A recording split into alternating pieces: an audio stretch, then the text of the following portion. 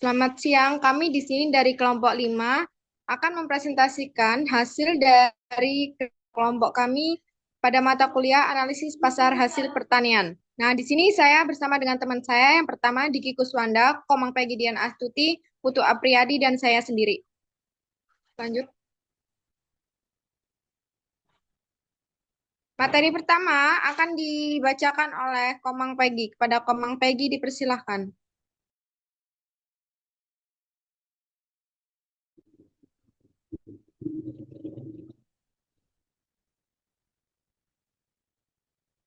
Yang pertama itu analisis efisiensi dan pemasaran kopi terbelakang. Indonesia adalah negara penghasilan kopi terbesar ketiga di dunia. Kopi merupakan komoditi penting dalam sektor pertanian karena berperan dalam perekonomian sebagai sumber devisa negara. Kopi ditanam pada lahan yang mempunyai ketinggian karena akan meningkatkan produksi yang tinggi dibandingkan dengan lahan yang rendah.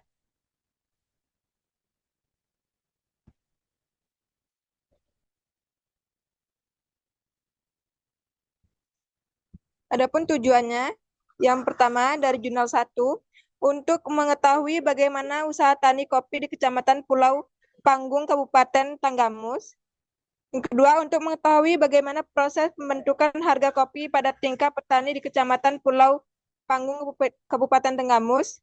3, untuk mengetahui saluran pemasaran di Kecamatan Pulau Panggung, Kabupaten Tanggamus untuk menganalisis efisiensi pemasaran tanah kebun kopi di Kecamatan Pulau Panggung, Kabupaten Tanggamus.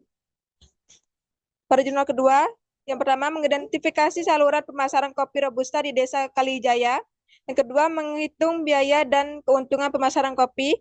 3, menentukan margin pemasaran pada setiap berkaitan hak lembaga. Keempat, mengukur farmer share yang diterima petani.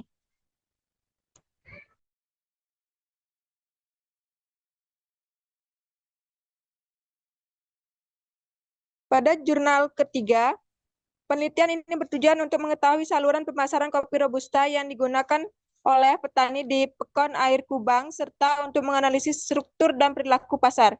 Pada jurnal keempat, mengetahui saluran pemasaran biji kopi Robusta di Desa Purwaraja. Yang kedua, menghitung margin, biaya, dan keuntungan pemasaran. Yang ketiga, menentukan pasar yang diterima petani. Yang keempat, mengukur efisiensi pemasaran biji.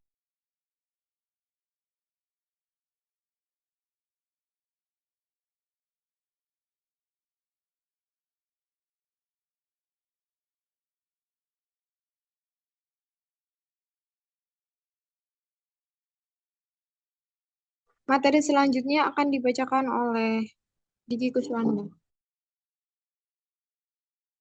Baik, selanjutnya yaitu metode. Metode jurnal pertama yaitu satu, metode digunakan pada analisis deskriptif dan kuantitatif dengan menghitung RC, rasio, dan analisis model SCP. Yang kedua, jenis penelitian yang digunakan adalah studi kasus dengan pengumpulan data melalui wawancara langsung, observasi, dan pencatatan. Sampel mencakup 17 petani, 2 pedagang, 1 pedagang besar, dan 2 konsumen industri. Yang ketiga, data dikumpulkan melalui wawancara, observasi, dan dokumentasi. Penelitian ini dilakukan secara persuasif sampling dengan 55 petani sebagai responden. Analisis dilakukan secara deskriptif dan kualitatif mengenai saluran pemasaran, struktur pasar, dan perilaku pasar. Yang keempat, survei dengan teknik pengambilan sampel jenuh. Responden terdiri dari 32 orang, termasuk petani, pedagang, pengepul, pedagang besar, dan konsumen industri.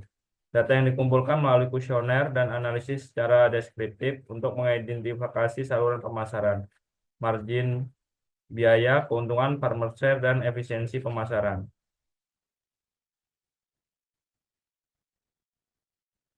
Selanjutnya adalah hasil pembahasan jurnal yang pertama. Hasil penelitian yang dilakukan terdapat 2 saluran pemasaran yang umumnya dipakai di daerah penelitian. Saluran pemasaran yang pertama yaitu saluran satu tingkat yang memakai perantara pedagang kecil yang ada di desa. Sementara itu untuk saluran yang kedua, saluran pemasaran 0 tingkat yang menjual kopi Arabica langsung kepada pedagang besar tanpa melalui perantara pedagang kecil yang ada di desa. yang dapat dilihat dari gambar berikut ini. Yang kedua, zona yang kedua, saluran pertama yaitu petani, yang kedua pedagang pengepul, yang ketiga konsumen. Saluran yang kedua petani, pedagang pengepul, pedagang besar, dan konsumen.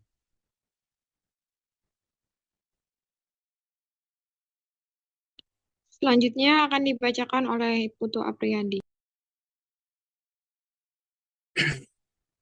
Baik, pada saluran pemasaran yang ketiga, jurnal ketiga, hasil penelitian ini menunjukkan terdapat 3 saluran pemasaran kopi Robusta. Yang pertama, petani ke pedagang pengepul, lalu ke pedagang besar dan pengecer. Yang kedua, petani ke koperasi, lalu ke pengecer. Dan yang ketiga, petani langsung ke koperasi. Selanjutnya pada jurnal keempat, saluran pemasaran terdiri dari 2 saluran teridentifikasi, dengan saluran 1 lebih banyak dipilih oleh petani karena proses yang mudah. Margin dan biaya saluran 1 menunjukkan margin dan keuntungan yang lebih rendah dibandingkan saluran kedua, tetapi farmer share yang lebih tinggi.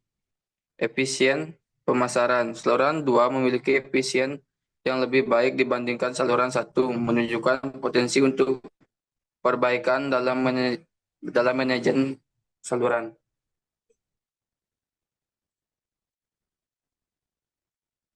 Udah, Cuk.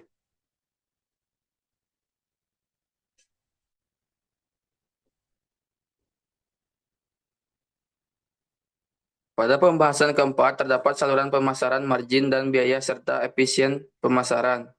2 saluran pemasaran dengan 1 saluran lebih dipilih oleh petani karena proses saluran pertama lebih mudah. Pada saluran pertama, margin dan keuntungan yang rendah dibanding saluran kedua.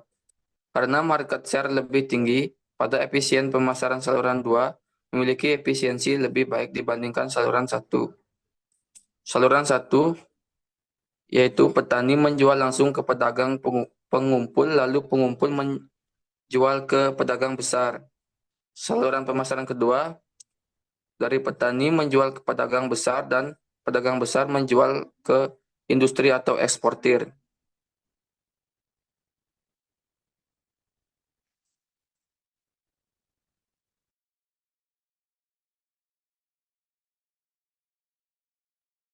Baik, untuk kesimpulannya itu, petani, pedagang pengepul, pedagang besar, pengecer, dan koperasi merupakan lembaga pemasaran kopi Robusta di Pekon, Air Kubang. Meskipun saluran ketiga lebih efisien, sebagian besar petani lebih memilih saluran pertama karena jarak lebih dekat dan dukungan pinjaman dari pedagang pengepul. Disarankan agar pemerintah meningkatkan kapasitas koperasi untuk bersaing dengan pedagang pengepul dan pedagang pengecer. Pemasaran kopi Robusta di desa Jambuer menunjukkan variasi dalam saluran dan margin yang mempengaruhi pendapatan petani. Saluran 4 terbukti paling efisien, memberikan keuntungan maksimal bagi petani. Penelitian ini juga relevan dalam konteks pandemi di tahun 2019 yang mempengaruhi sistem distribusi dan pemasaran.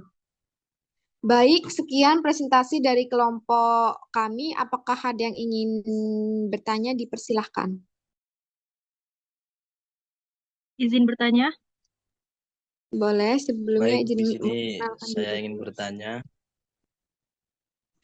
Ini Safitri apa Edi dulu? Safitri dulu, Edi. Pada Safitri dipersilahkan ingin bertanya apa? Sapitron dari kelompok 6. Jadi pertanyaannya, apakah ada solusi untuk meningkatkan efisiensi saluran pemasaran kopi ini? Jika ada, coba sebutkan. Baik, sudah. Baik, pertanyaannya kami tampung dulu ya. Selanjutnya Edi ingin bertanya apa?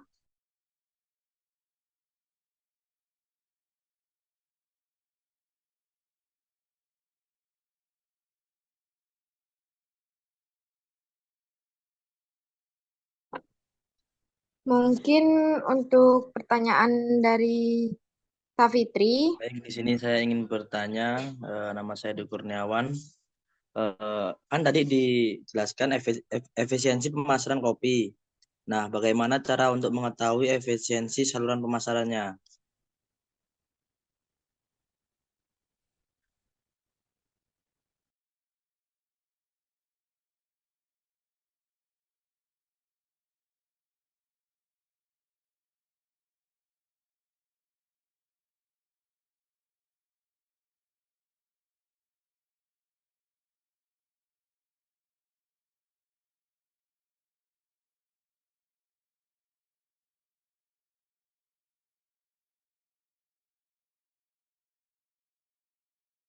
Ya, izin bertanya. Perkenalkan, nama saya Glenn Yafetsen Kurniasiombing dari kelompok 6. Saya ingin bertanya, apa saja tantangan dalam meningkatkan saluran pemasaran kopi?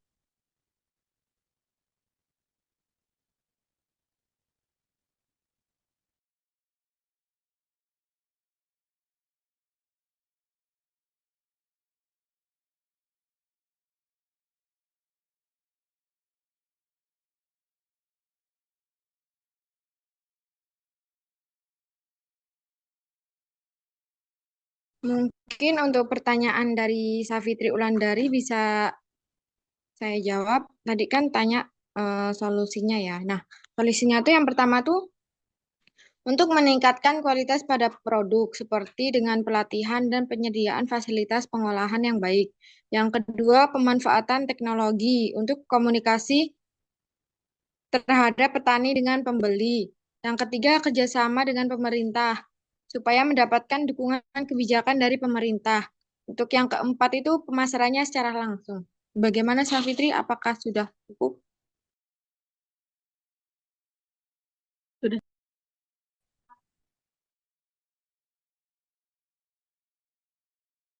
Baik, di sini saya akan menjawab pertanyaan dari Edi.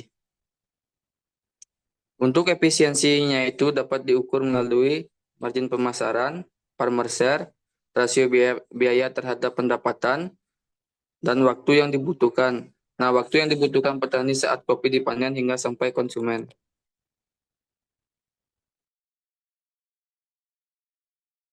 Gimana Edi? Apakah cukup? Cukup. Baik, di sini saya akan menjawab pertanyaan dari Glenn. Tantangan yang dihadapi petani itu yang pertama, kurangnya informasi terhadap petani. Yang kedua, kualitas infrastruktur karena di daerah ini mungkin kurang baik. 3, perubahan iklim. 4, fragmentasi petani yang dimana petani kopi sulit untuk diorganisir. Apakah cukup, Glenn? Cukup. Sekian presentasi dari kami. Saya akhiri. Wassalamualaikum warahmatullahi wabarakatuh. Waalaikumsalam warahmatullahi Waalaikumsalam wabarakatuh. warahmatullahi wabarakatuh.